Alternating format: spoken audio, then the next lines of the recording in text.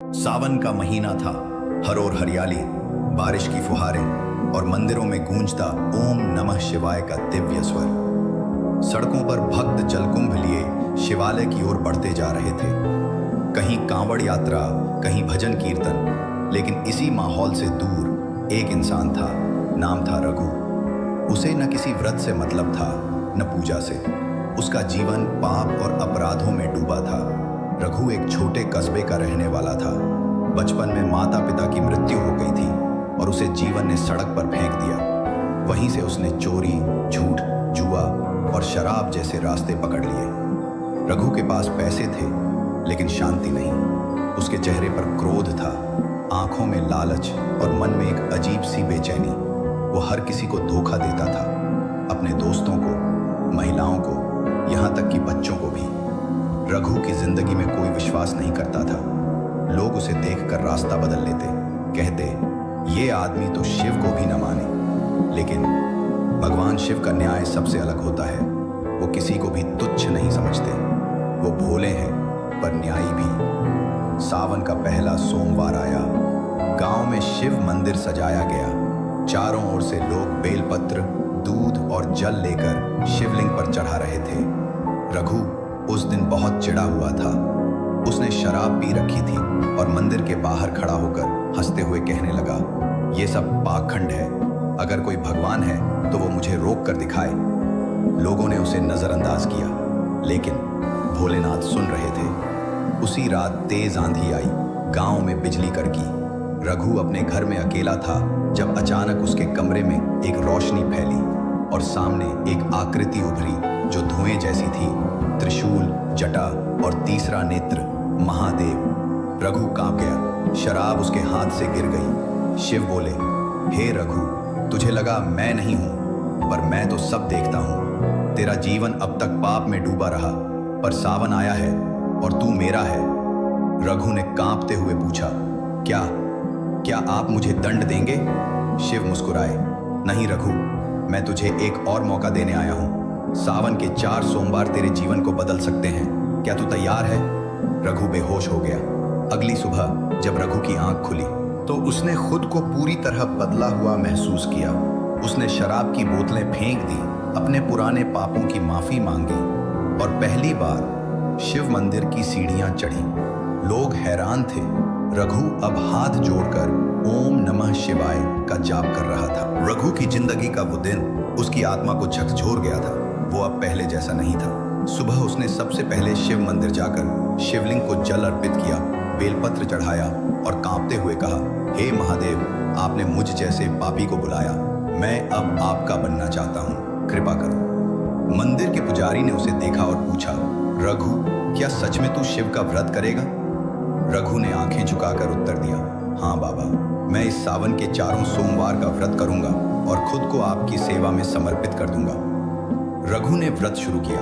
पूरा दिन बिना अन्न के रहा, केवल जल पिया।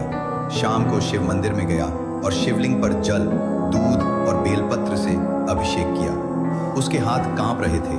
मन बार बार बीते पापों को याद कर रहा था। उसने शिव से कहा, हे नीलकंठ, जैसे आपने विष को अपने गले में रोका, वैसे ही मेरे पापों को माफ करके मुझे अपने चरणों में स्थान दो। उसी रात उसे एक सपना आया। शिव की मूर्ति से रोशनी निकल रही थी और वो कह रहे थे, रघु, तेरे आंसू तेरी प्रार्थना बन चुके हैं, अब तू पीछे मत हटना। गांव में सब चौंक गए थे। जिस रघु को वो धिक्कारते थे, वही अब मंदिर का सबसे पहला भक्त बन गया था। किसी ने ताने मारे, ड्रामा कर रहा है, 2 दिन की बात है। किसी ने मजाक उड़ाया, शिव भी अब पापियों को भक्त बना रहे हैं क्या? लेकिन रघु को कोई फर्क नहीं पड़ा। वो हर दिन शिव का जाप करता, मंदिर साफ करता और भूखे लोगों को भोजन कराता। अब रघु ने ठान लिया था कि इस सोमवार वो अपने उन सभी लोगों से क्षमा मांगेगा जिनसे उसने जीवन में गलत किया था। उसने एक एक कर उन लोगों के घर जाकर सिर झुकाया। उस महिला से माफी मांगी जिसका घर उसने तोड़ा था, उस बूढ़े दुकानदार से जिसने उसे चोरी करते देखा था, उन बच्चों से जिनका खिलौना छीन लिया था। लोग आश्चर्य में थे। एक बुजुर्ग ने कहा, शिव की कृपा जब बरसती है तो पत्थर भी फूल बन जाता है। उस शाम मंदिर में भीड़ थी, लेकिन रघु सबसे पीछे बैठकर रो रहा था। उसने शिव से कहा, प्रभु, आपने मुझे नया जन्म दिया है, अब मैं आपका बनना चाहता हूँ सच्चे मन से। अब रघु सुबह 4 बजे उठता, ओम नमः शिवाय का जाप करता, मंदिर की सफाई करता और घर घर जाकर लोगों को शिव की महिमा सुनाता। कुछ लोगों ने उसके बदलते रूप से प्रेरणा ली और शिव व्रत रखना शुरू कर दिया। गांव का वातावरण ही बदलने लगा था। जहां कभी गालियां थी वहां अब भजन थे, जहां नफरत थी वहां सेवा थी। तीसरे सोमवार रघु ने पूरी रात शिव नाम का जाप किया। उसने अन्न नमक सब त्याग दिया। शिवलिंग के सामने बैठकर वो लगातार बोलता रहा, ओम नमः शिवाय, ओम नमः शिवाय। अचानक आधी रात को मंदिर में तेज रोशनी हुई। शिव की मूर्ति से प्रकाश निकल रहा था और एक दिव्य आवाज आई, रघु अब तू केवल भक्त नहीं मेरा साधक बन चुका है, पर परीक्षा अभी बाकी है। रघु की आंखें भर आईं। उसने कहा, प्रभु आपकी परीक्षा के लिए मैं जीवन भी समर्पित कर दूं। सावन का आखिरी सोमवार आया। 4 हफ्तों की कठोर तपस्या, सेवा, क्षमा और संयम के बाद रघु अब पूरी तरह बदल चुका था। गांव वाले अब उसे रघु भैया या शिव भक्त कहकर बुलाने लगे थे। इस दिन उसने प्रण लिया, आज मैं कुछ नहीं मांगूंगा, सिर्फ अपने भोले को धन्यवाद दूंगा। वो मंदिर पहुंचा, घंटों तक शिवलिंग का जलाभिषेक करता रहा। उसकी आंखों से सिर्फ प्रेम और भक्ति के आंसू बह रहे थे। अचानक एक वृद्ध साधु मंदिर के बाहर आकर गिर पड़ा। वो भूखा था, बीमार था और कांप रहा था। लोगों ने मुंह फेर लिया, पर रघु दौड़ कर गया, उन्हें अपने घर ले गया, स्नान कराया, भोजन कराया और उनके पैरों की सेवा की। साधु ने रघु से कहा, बेटा तू क्या चाहता है, धन, यश, सुख? रघु ने सिर झुकाकर कहा, कुछ नहीं बाबा, सिर्फ शिव का चरण। साधु मुस्कुराए और अचानक उनकी आंखों से एक तेज प्रकाश निकला। वृद्ध साधु का रूप बदल गया। अब वो कोई सामान्य मनुष्य नहीं था, वह थे स्वयं भगवान शिव। त्रिशूल, जटा, भस्म, गले में सर्प और आंखों में करुणा।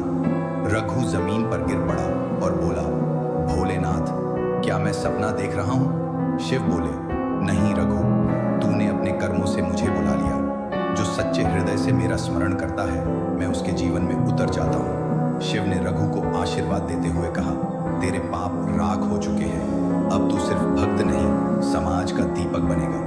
उन्होंने रघु के सिर पर हाथ रखा और कहा, जा लोगों को भक्ति का मार्ग दिखा और कभी भी किसी पापी को तुच्छ मत समझना, क्योंकि मैं वहीं सबसे पहले आता हूँ। शिव अंतर्धान हो गए। रघु ने उसी रात गांव में भव्य शिव जागरण करवाया, जिसमें उसने अपनी पूरी कहानी सबको सुनाई। लोग रो पड़े। कई पापी लोग, नशे में डूबे युवक और झूठे व्यापारी, सबने रघु की प्रेरणा से व्रत रखना शुरू किया। रघु अब एक भक्त से शिक्षक बन गया था। वह रोज ओम नमः शिवाय का जाप करवाता, कथा सुनाता और जरूरतमंदों की सेवा करता। जिस मंदिर में कभी रघु को तिरस्कार मिला था, अब उसी मंदिर की दीवार पर लिखा गया, यह वह स्थान है जहां शिव ने एक पापी को अपना बना लिया। अंतिम वचन।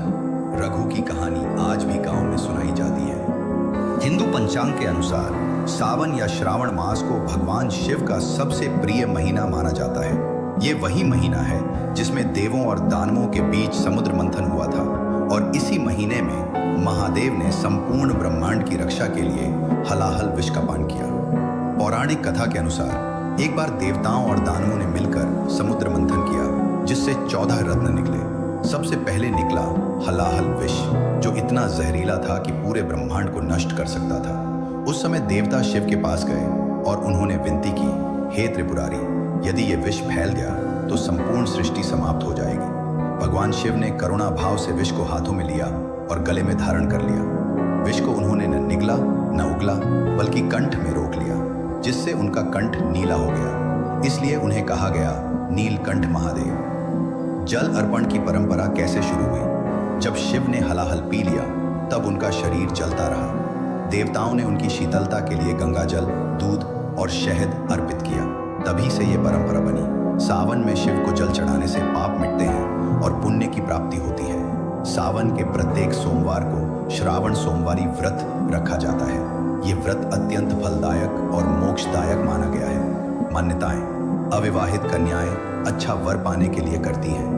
विवाहित स्त्रियां अपने पति की दीर्घायु के लिए करती हैं। पुरुष भी इस व्रत से आत्मशुद्धि और सफलता प्राप्त करते हैं। व्रत विधि: 1. सुबह स्नान कर शिवलिंग को जल, दूध, दही से स्नान कराएं। 2.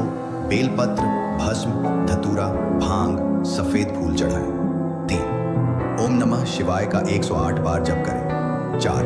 दिन भर फलाहार करें और शाम को कथा सुनें। सावन में क्यों फलते हैं व्रत और तपस्या? इस महीने में चंद्रमा और पृथ्वी की विशेष स्थिति होती है, जिससे मन शांत रहता है और ध्यान सफल होता है। वातावरण में ऊर्जा बढ़ जाती है।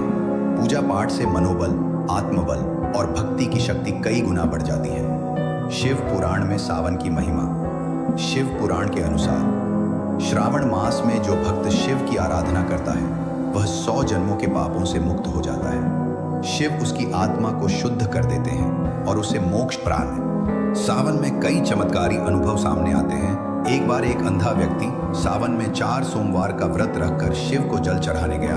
उसकी आंखों की रोशनी लौट आई। एक महिला जिसे संतान नहीं हो रही थी, उसने 16 सोमवार व्रत किए और उसे पुत्र रत्न की प्राप्ति हुई। कई ऐसे लोग जिन्होंने शिव की भक्ति से नशा, अपराध और दुखों से छुटकारा पाया। सावन में विशेष दिन श्रावण सोमवार, 4 से 5 बार, नाग पंचमी, रक्षाबंधन, हरियाली तीज, श्रावणी अमावस्या, पूर्णिमा। हर दिन शिव पूजन और कथा के लिए विशेष माना गया है। सावन में क्या करें? रोज ओम नमः शिवाय का जाप करें, शिवलिंग पर जल अर्पण करें, व्रत करें, सेवा करें, किसी भूखे को अन्न दें, संयम से जीवन जिएं। क्या न करें? मांसाहार, शराब, तंबाकू का सेवन, झूठ, क्रोध, चोरी, निंदा। शिवलिंग पर तुलसी पत्र, केतकी फूल न चढ़ाएं। बेलपत्र, भोलेनाथ का प्रिय पत्र। बेलपत्र, जिसे बिल्व पत्र भी कहते हैं, शिव की पूजा में सर्वोच्च स्थान रखता है। शास्त्रों में कहा गया है, बिल्व पत्रम शिव प्रियम। बेलपत्र शिव को अत्यंत प्रिय है। बेलपत्र त्रिदल होता है, यानी उसमें 3 पत्ते एक साथ जुड़े होते हैं। यह त्रिदेवों ब्रह्मा, विष्णु और महेश का प्रतीक माना जाता है। मान्यता, अगर कोई भक्त सच्चे मन से बेलपत्र चढ़ाए तो वह जन्म जन्मांतर के पापों से मुक्त होता है, उसके घर में समृद्धि आती है और शिव स्वयं प्रसन्न होकर उसे आशीर्वाद देते हैं। शिव पुराण में उल्लेख है, सावन में एक बेलपत्र अर्पण करना 100 गाय दान करने के बराबर फल देता है। शिवलिंग, सृष्टि का प्रतीक शिवलिंग केवल एक पत्थर नहीं बल्कि अस्तित्व का आधार है। यह सृष्टि की उत्पत्ति, स्थिति और लय का प्रतीक है। शिवलिंग में 3 भाग होते हैं। 1. नीचा भाग आधार ब्रह्मा, बीच का भाग विष्णु, 3. ऊपरी गोल भाग लिंग महेश शिव। क्या आप जानते हैं, शिवलिंग का आकार एक ऊर्जा स्तंभ जैसा होता है। यह ऊर्जा का केंद्र है जिससे सकारात्मक तरंगें निकलती हैं। इतिहास में भी उल्लेख, सभी ज्योतिर्लिंग स्वयं प्रकट हुए थे। वे किसी मूर्ति नहीं बल्कि शिव की चेतना के प्रतीक हैं। क्यों करते हैं जलाभिषेक? जब भक्त शिवलिंग पर जल, दूध या शहद चढ़ाते हैं तो वो केवल रस नहीं बल्कि अपने भाव, अपने अपराध और अपनी प्रार्थना शिव को अर्पित करते हैं। जल शांति और समर्पण का प्रतीक, दूध पवित्रता और भक्ति, शहद प्रेम और मिठास, बेलपत्र संयम और तपस्या। जब ये सब शिवलिंग पर चढ़ते हैं तो ये संदेश शिव तक पहुंचता है कि हे प्रभु, मैं स्वयं को आपके चरणों में समर्पित करता हूँ। ओम नमः शिवाय 5 तत्वों का मंत्र। शिव का सबसे पवित्र मंत्र है ओम नमः शिवाय। यह पंचाक्षरी मंत्र है जिसमें 5 अक्षर हैं, न, पृथ्वी, माँ, जल, शे, अग्नि, वा, वायु, य, आकाश।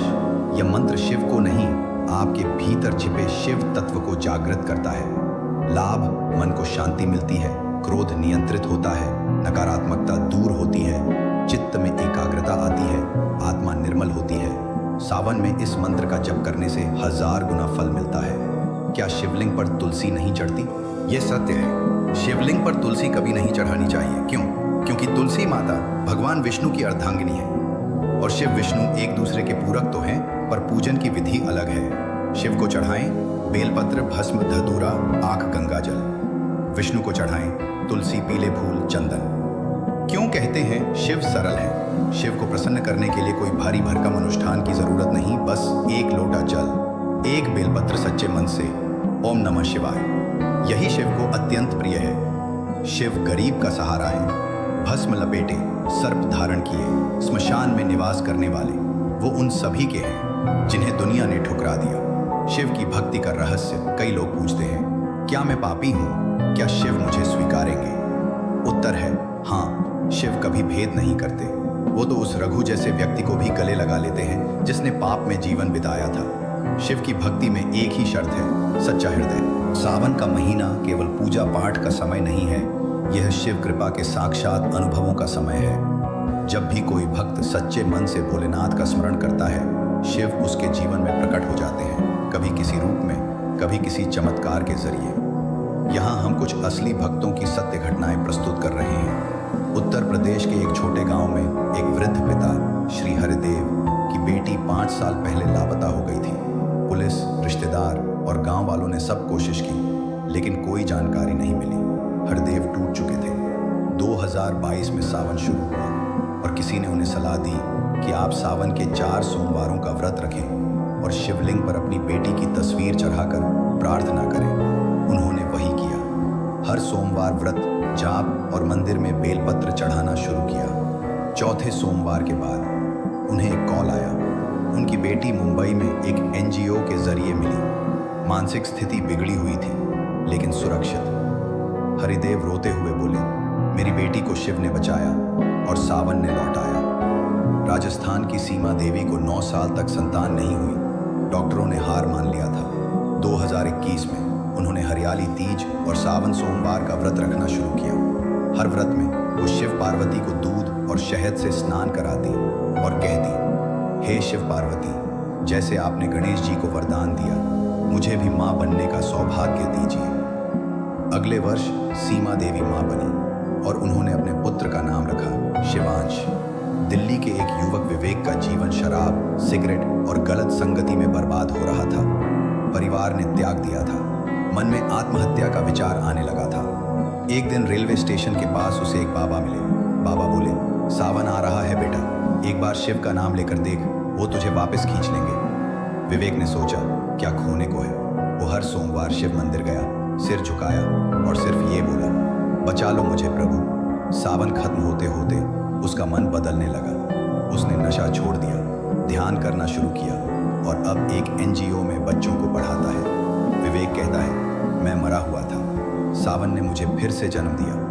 मध्य प्रदेश के अनुज को कई सालों से सरकारी नौकरी नहीं मिल रही थी। हर बार परीक्षा पास पर इंटरव्यू फेल। 20 साल स्त्री में उसने सावन में शिव की आराधना करने का संकल्प लिया। हर सोमवार उपवास, रोज ओम नमः शिवाय का जाप 108 बार और शिवलिंग पर जल चढ़ाना शुरू किया। अंतिम सोमवार को एक कॉल आया। उसे फॉरेस्ट डिपार्टमेंट में चयनित कर लिया गया। अनुज ने कहा, मेरे पास अनुभव नहीं था, सिर्फ श्रद्धा थी और भोलेनाथ ने उस श्रद्धा को वरदान बना दिया।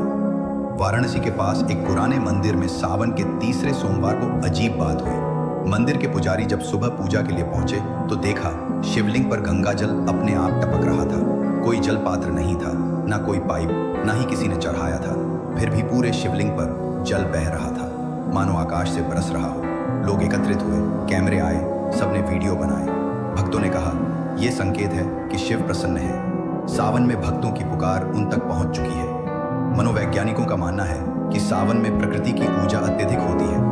जब व्यक्ति व्रत, मंत्र जाप, सेवा और संयम करता है तो उसका मस्तिष्क शांत होता है, तनाव कम होता है और चमत्कार अनुभव होते हैं। इसलिए सावन केवल धार्मिक नहीं, मानसिक और आध्यात्मिक रूप से भी चमत्कारी माना गया है। इन अनुभवों से क्या सीखें? कभी हार मत मानो, शिव हमेशा सुनते हैं। सावन में भक्ति करो तो चमत्कार निश्चित है। हर कोई, अमीर गरीब, पापी पुण्यात्मा, शिव का अपना होता है। श्रद्धा और संयम ही भक्ति की असली पूंजी है। सावन का महीना भले ही खत्म हो जाए, पर एक सच्चे भक्त के लिए शिव की भक्ति कभी समाप्त नहीं होती। जैसे जैसे सावन के आखिरी सोमवार की शाम ढलती है, मंदिर की घंटियां धीमी हो जाती हैं, भीड़ लौटने लगती है, पर शिव वहीं रहते हैं, आपके अंतर्मन में, आपकी चेतना में। यह केवल एक पर्व नहीं, बल्कि आत्मा का शिव से मिलन है। सावन सिखाता है संयम, व्रत और नियम से मन को बांधना, सेवा, शिव की सेवा के बहाने समाज की सेवा, शुद्धता, विचारों, शब्दों और कर्मों की श्रद्धा, बिना दिखावे के सच्चे मन की भक्ति, समर्पण। अब सब कुछ तुम्हारे हवाले। महादेव का भाव। मोक्ष क्या है? शिव भक्ति का अंतिम उद्देश्य है मोक्ष। लेकिन मोक्ष का अर्थ क्या है? मोक्ष का अर्थ केवल मृत्यु के बाद मुक्ति नहीं, बल्कि जीते जी आत्मा को शांति मिल जाना। जब आप न अपने क्रोध के गुलाम हो, न लालच में फंसे हो, न अहंकार में डूबे हो, और ना द्वेष में उलझे हों, तब आप शिव के निकट हैं, तभी आप मोक्ष के निकट हैं। ओम नमः शिवाय में है मोक्ष की चाबी। हर बार जब आप ओम नमः शिवाय कहते हैं तो आप अपने भीतर के 5 विकारों को नष्ट कर रहे होते हैं। काम, क्रोध, लोभ, मोह, अहंकार। हर जाप, हर श्वास में शिव को आत्मसात किया जा सकता है। यही आत्मा से शिव तक की यात्रा है। जीवन और शिव एक गहरा रिश्ता। शिव कोई अलग नहीं, वो आपके भीतर है। जब आप किसी भूखे को खाना देते हैं, शिव वही है। जब आप किसी को क्षमा कर देते हैं, शिव वही है। जब आप लोभ त्याग कर संतोष पाते हैं, शिव वही है।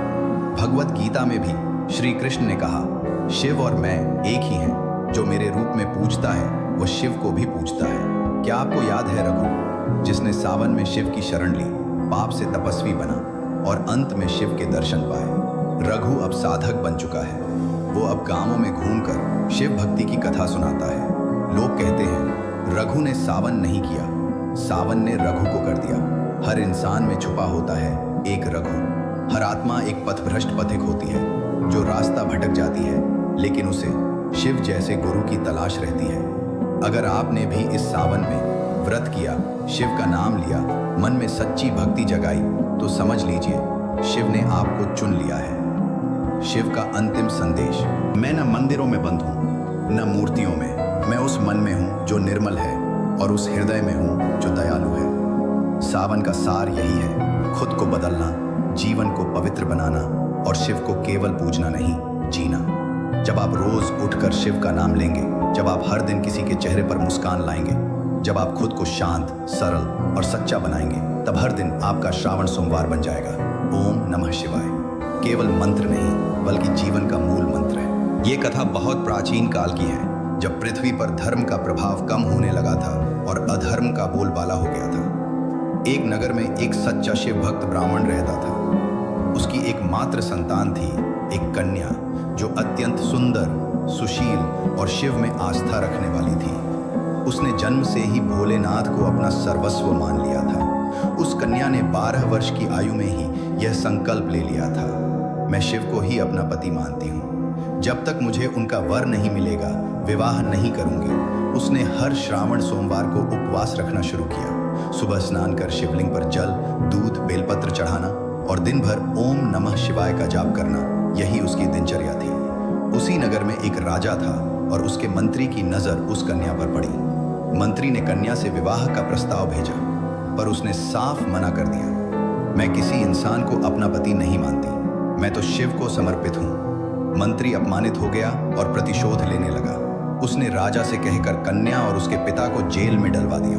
अब ब्राह्मण और उसकी बेटी जेल में थे, खाना नहीं, पानी नहीं, लेकिन उस कन्या ने व्रत नहीं छोड़ा। श्रावण का सोमवार आया और उसने जेल की कोठरी में ही मिट्टी का शिवलिंग बनाया, बेलपत्र इकट्ठा कर जल से पूजा की। उसने कहा, हे नीलकंठ, आप सदा त्रिकालदर्शी हैं। यदि मेरी भक्ति सच्ची है तो आज आप मेरी रक्षा अवश्य करेंगे।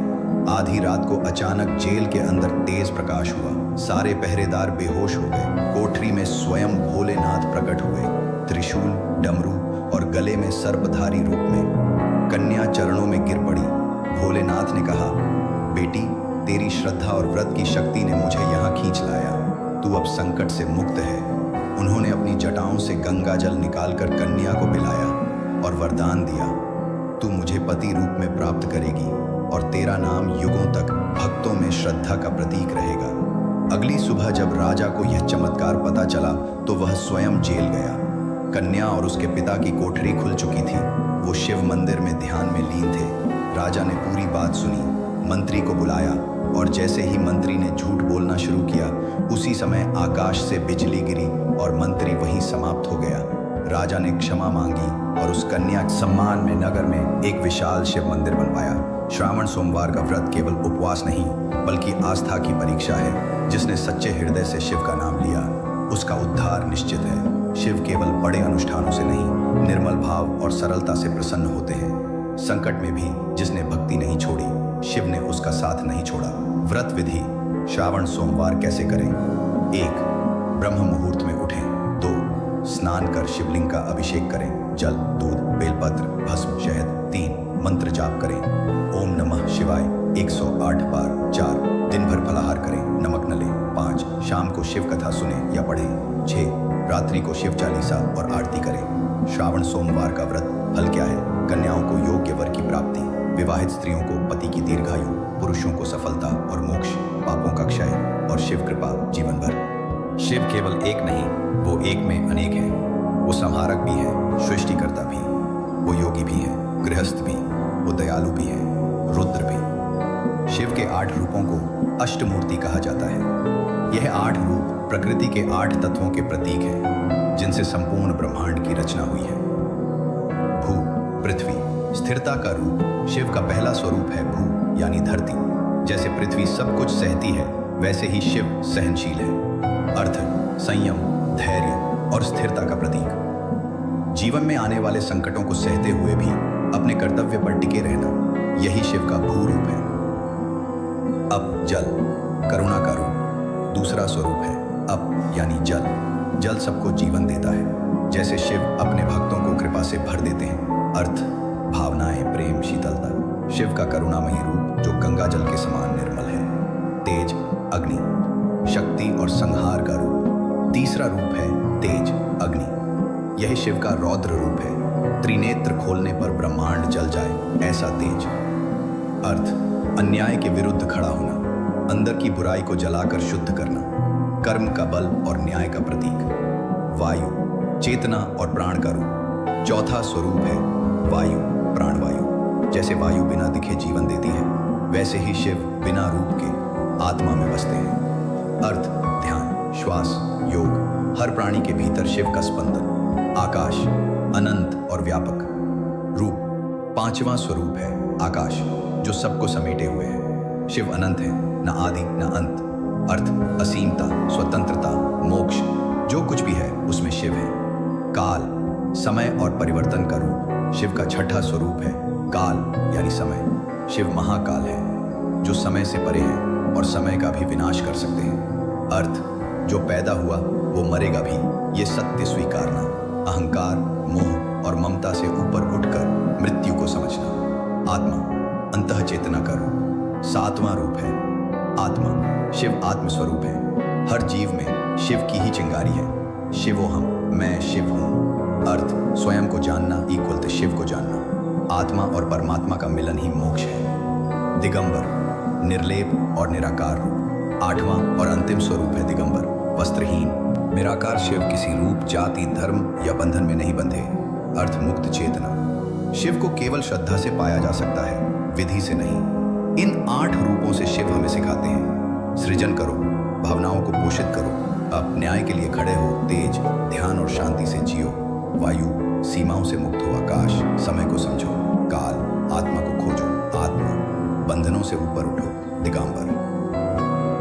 शिव उपासना अष्टमूर्ति के अनुसार कैसे करें? स्वरूप, पूजन विधि, लाभ, कुमक, हल्दी, अर्पण, जीवन में स्थिरता, आप, जलाभिषेक, शांति व करुणा तेज, दीपक जलाना, शक्ति व साहस वायु, मंत्र जाप, मन का शुद्धिकरण, आकाश, ध्यान, चुलजना काल, आत्मा से जुड़ाव, काल, रुद्राभिषेक, मृत्यु भय से मुक्ति, आत्मा, आत्मनिरीक्षण, रिलीक्षण, दिगंबर, मौन व्रत, अहंकार से मुक्ति, शिव से एकता। जब आप सावन में व्रत करते हैं, शिव को जल चढ़ाते हैं, तो आप इन 8 रूपों की आराधना एक साथ कर रहे होते हैं। इसलिए सावन का पुण्य कई गुना होता है। सावन समाप्त होता है, लेकिन जो इसका सार समझ लेता है, उसके लिए हर दिन सावन बन जाता है। शिव भक्ति कोई तिथि, समय या माह का मोहताज नहीं, वो तो एक जीवन पद्धति है जो आपके सोचने, बोलने और जीने के तरीकों को शिवमय बना देती है। कैसे सावन की साधना को वर्ष भर बनाए रखें? रोज सुबह उठते ही ओम नमः शिवाय का स्मरण करें। यह मंत्र सिर्फ जप नहीं,